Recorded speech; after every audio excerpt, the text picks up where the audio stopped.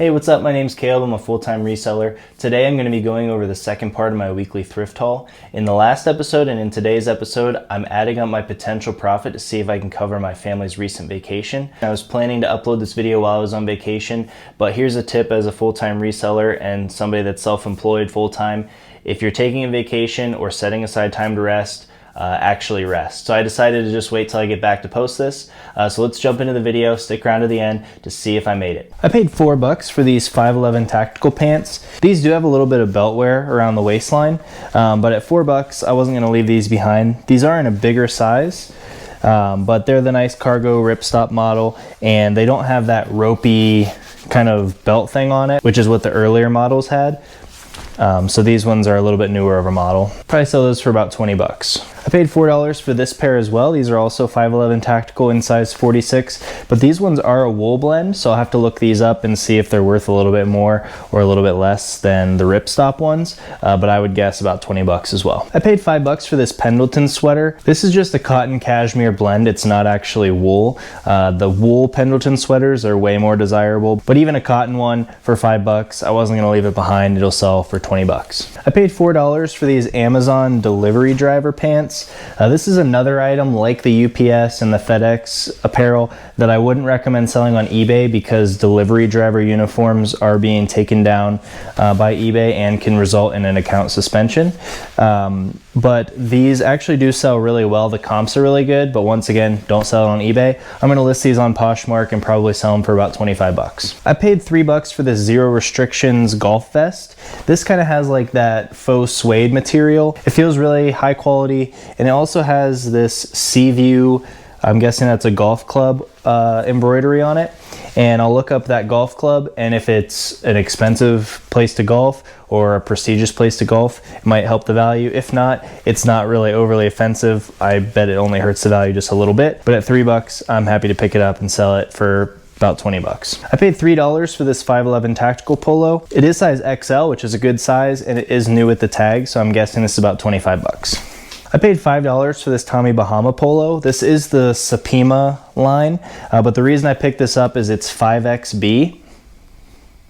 And in the bigger sizes in Tommy Bahama, these still sell pretty well and pretty quick. I'm gonna wait till spring to list this just to get a little bit more for it, but I would guess it's about a $20 item. I paid $3 for this Best Buy jacket. Unlike the carrier uniforms, a normal employee uniform is totally fine to sell on eBay. This is actually an OGO jacket, which is one of the nicer end of the like kind of company apparel makers, and they make their own bags and apparel that are high quality, that don't have other logos on them, but I looked up this specific jacket was selling pretty well, so I'll throw a comp on the screen. I want to say it was 20 bucks. I paid $5 for this Polo Ralph Lauren thermal. The reason I picked this one up is it's actually size 3X. This is the sleepwear line, which isn't as good as just a regular thermal sweater, but with it being size 3X and only $5, this is still an easy $20. I paid $7.50 for this Nike jacket. This is like a fleece hoodie jacket, full zip.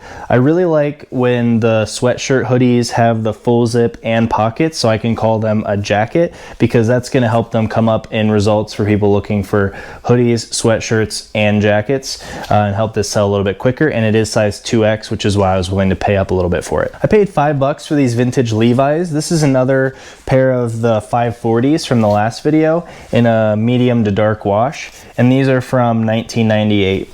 So a little Levi's tip: if you look at the back front button, there will be a 3-digit number on there, and that tells you the factory code of where it's made. Let's see if I can get this to work.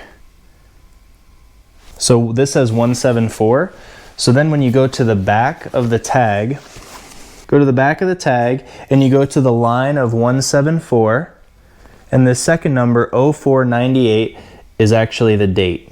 So I know that these were made in 1998. I paid $7.50 for this Polo Golf performance vest. It is just kind of a basic fleece, but because it has this performance written there. I can put that in the title, and that's going to help this sell quicker and for a little bit more money. It is a good size of XL. I'd say it's about a $20 to $25 item. I paid $9 for this Lululemon jacket. I did check in the pocket, and it is size XL, but the size dot on this one didn't have the model number. So what I'll have to do is I'll throw it into Google Lens after I take my photo. But if that doesn't bring up the exact model, there's a website called Lulu Fanatics, and they actually have a whole database of all of the Lululemon items that have ever came out. And I'll try to find, I won't spend tons of time looking this up, but if I can find it quickly, this exact jacket, I'll be able to get the model number and ask a little bit more for this jacket. I paid $5 for this Eddie Bauer down vest. I love picking these up because people are really sleeping on them. The thrift store even priced this low compared to their normal jackets, but I sell these really well for $30, sometimes $40. Some of these older Eddie Bauer items do have the model printed on the inside, so this is the Yukon. That's going to increase the value. And it also has the fill power here, so you can use that to fill out that item specific on eBay, just so people can know exactly what they're getting. And the more item specifics that you can fill out, the more likely that people are going to search and be able to find your item. I paid $7.50 for this LL Bean jacket. This is actually a youth size. The reason that I picked this one up is because it had this Tech logo on the sleeve, and I know that's a very recent upgraded material that is waterproof that LL Bean rolled out. So I'm guessing when I look this up, this is going to be a very recently released model that's still going to have a pretty good resale value even in a youth size. And also on the LL Bean, on the youth ones, the number is not at the top, but it is on this tag here. So that 6-digit number is what I'll type in to Google to find the exact model of this jacket. This is a fun one. I paid about $20 for this starter puffer jacket, the Notre Dame Fighting Irish. This just has a ton of cool details on it. This has that classic look from when people my age were back in elementary school, and I'm sure that there is a fan of this team that is dying to get this exact jacket. I've sold these from other big schools for $50, $100, $150, so I'm excited to look this one up and see how much it's worth. I paid $4 for this polo golf sweater vest. The reason I picked this one up is because it's 100% merino wool.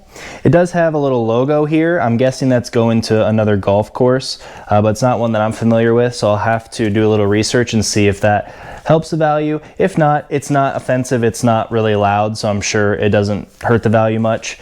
So I would say this is about a $20 item. I paid $4 for this Peter Millar Summer Comfort Polo.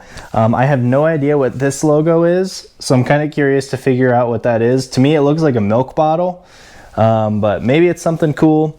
If not, it's still size XL in a nice little pattern, and once again, same as the last item, this isn't gonna really deter too much of the value because it's not, somebody's company or somebody's name embroidered on, just a simple little logo.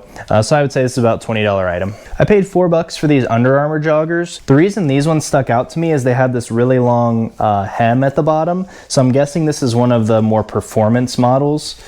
So what I'm gonna do is I'm gonna come here to the tag, go to the back, and find this number here. That top number, style 1317895.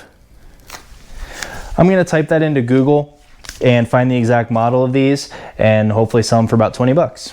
I paid 12 bucks for this American Eagle hoodie sweater. I really liked the kind of geometric striped print on this, and it was new with tags. The retail price on it's 70 bucks, but I still think I can get about 25 to 30 for it. I paid 3 bucks for this LL Bean shirt. I only picked this up because it was very cheap at 3 bucks, and it is a tall size. It is medium tall, but just because it's tall, it does help the sell-through rate a little bit. It doesn't necessarily add value. This is still only a $15 to $20 shirt, but if I can get it maybe $4 or less, and it's a tall size, I know I can sell it quickly. I paid 4 bucks for this J. Crew linen shirt. 100% linen in the Better Mall brand sells really well for me. I usually sell these between $20 and $25. I paid $9 for this David Donahue shirt.